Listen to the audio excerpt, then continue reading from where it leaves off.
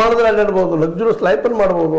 ಅದರೊಳಗೆ ಕಚ್ಚಾ ವಸ್ತುಗಳು ಕಬ್ಬ ಪಾಪಿವ ಅವು ಬೆಳೆಯುವ ಅವ್ರು ತೆಗೆಯುವ ಕಬ್ಬಿನ ಮಳ್ಳಿಯಿಂದ ಸಾರಾಯಿ ಕೊಡೋದು, ಮತ್ತು ಸಾರಾಯಿಗೆ ರೊಕ್ಕನೂ ಕೊಡಬೇಕು, ಜೊತೆಗೆ ಇವನು ಹಾಳಾಗಬೇಕು, ರೇಟು ಬರುವಾಗಿಲ್ಲ. ಈ ಪರಿಸ್ಥಿತಿ ಅದ.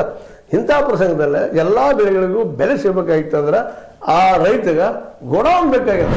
APMC ಸಹಿತ ಅಲ್ಲೂ ಏನಪ್ಪ ದಲ್ಲಾಳಿಗಳ ಧಾಳಿಗಳು ಇದ್ದೇ ಇರ್ತದೆ. ಅವ್ರು ಯಾರಿಗೆ ಬೇಕು ಬಂದು ಹಳ್ಳಿಗೆ ಬಂದು ಕೊಂಡ್ಕೊಂಡು ಹೋಗ್ತಾರೆ. ರೋಡ್ಗಳು ಎಲ್ಲ ಕಡೆ ಆಗಿದ್ದಾವೆ. 40% ವ್ಯವಹಾರಗಳಿಂದಾಗೆ ಎಲ್ಲ ಶಾಸಕರಾಗಲಿ ಯಾರೂ ಆಗಲಿ ಮೊದಲು ರೋಡ್ಸು ಮತ್ತೆಂತ ಮಾಡಿಸ್ತಾ ಇದ್ದಾರೆ ಇವತ್ತು. ಹೀಗಾಗಿ ಹಳ್ಳಿಗಳಿಗೆ ಅನುಕೂಲ ಆಗ್ತದೆ.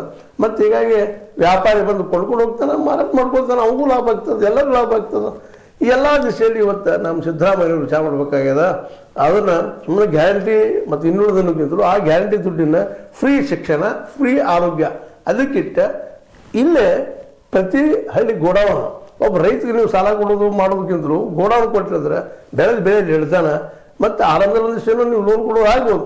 ನಂತರ ಲಾಭದ್ದು ಬರ್ಲಿಕ್ಕೆ ಹೆಚ್ಚದ ರೈತನು ಸಾಲದಿಂದ ಆರಾಮ ಬದುಕು ಮಾಡ್ಕೋತಾನ. ಯಾಕೆ ಸಾಲ ಬೇಕಾಗಿತ್ತು ಅವಾಗ? ಈ DCC ಬ್ಯಾಂಕು ಮತ್ತು ಬ್ಯಾಂಕ್ನಲ್ಲಿ ಯಾಕೆ ಸಾಲ ಮಾಡಬೇಕಾಗಿದೆ ರೈತ? ಸ್ವತಃ ಲಾಭದಾಗ ಸಾಲ ಮಾಡೋಕ್ಕೆ ಹೋಗೋದಿಲ್ಲ.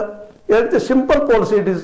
ಹೀಗಾಗಿ ಇವತ್ತು ಏನಪ್ಪ ಅಂತಂದ್ರೆ ನಾವು ನಮ್ಮ ಸಿದ್ದರಾಮಯ್ಯನವರಿಗೆ, DK ಅಂತವ್ರಿಗೆ ಅಥವಾ ಇನ್ನುಳಿದ ಎಲ್ಲ ಅಧಿಕಾರಿಗಳಿಗೆ ಕೇಳ್ಕೊಳ್ಳೋದಿಷ್ಟೇ ಈ ಸಂದರ್ಭದಲ್ಲಿ ನಮ್ಮ ಹೇ ಸೀತಾರಾಮ್ ವಾಹಿನಿ ಮೂಲಕ ದಯವಿಟ್ಟು ನೀವು ಪ್ರತಿಯೊಂದು ಹಳ್ಳಿಗೆ ಗೋಡೌನ್ ಮಾಡಿಕೊಡ್ರಿ.